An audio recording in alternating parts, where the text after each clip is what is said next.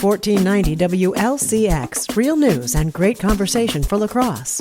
Here's your daily news roundup. From the Civic Media Newsroom, I'm Connie Fellman.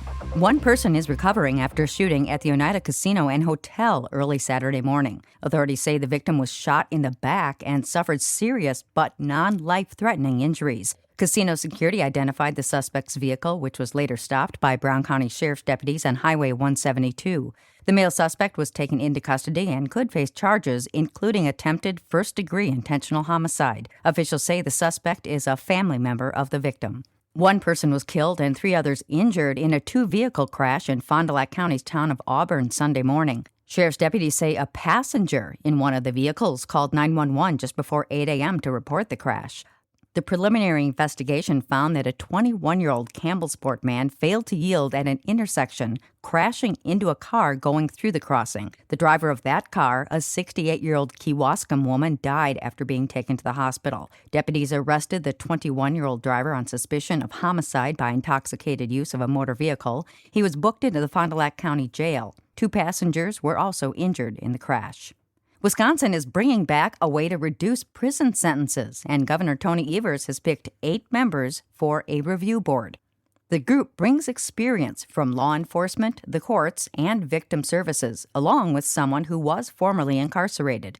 Commutations are different than pardons and can cut time off a sentence for people still in prison, with limits on serious crimes. The governor says it rewards rehabilitation, while critics in the legislature have pushed for tougher approaches.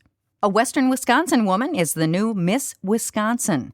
Jordan Butler was crowned in New Berlin over the weekend. The 27-year-old from Onalaska took first place among 31 contestants at the pageant. She now heads to Florida to compete in the Miss America pageant this fall. A federal judge has ordered ICE to free a Wisconsin mosque leader, citing First Amendment rights. The judge ordered immigration officials last week to release Salah Sarsour, the president of Wisconsin's largest mosque, from detention. Sarsour was taken into custody at the end of March. The government says he was a foreign policy threat. Sarsour claims he was being targeted for speaking out in favor of Palestinian rights. He was released from the Indiana County Jail where he was being held a few hours after the ruling and allowed to return to his Milwaukee home.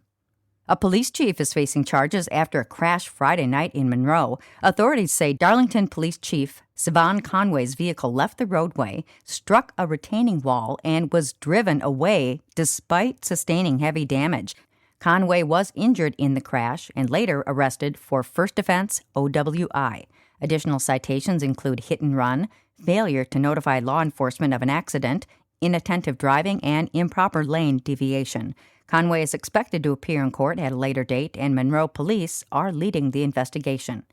A Kenosha couple is asking the state Supreme Court to hear their Brewers 50-50 prize dispute, calling it a matter of statewide importance.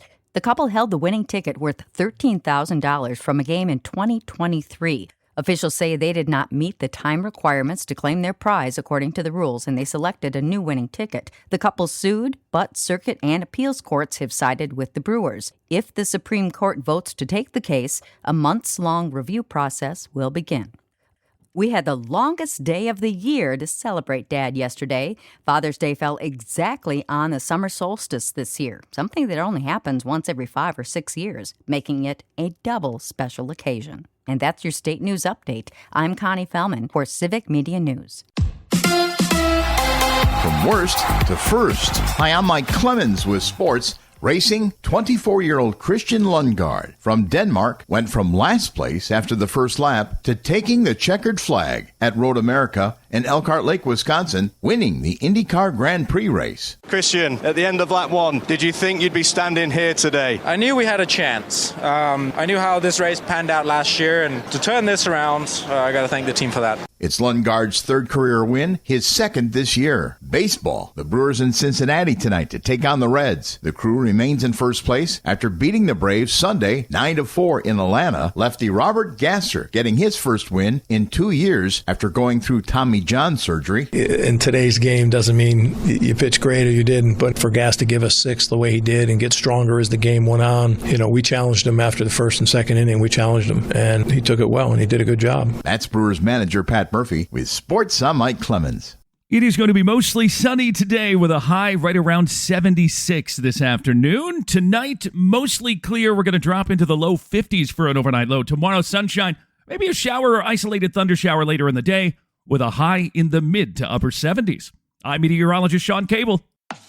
That's your La Crosse News Roundup from WLCX. Find more news anytime at lacrosseeagle.com. Subscribe to this podcast on Spotify, Apple, or wherever you find your podcasts.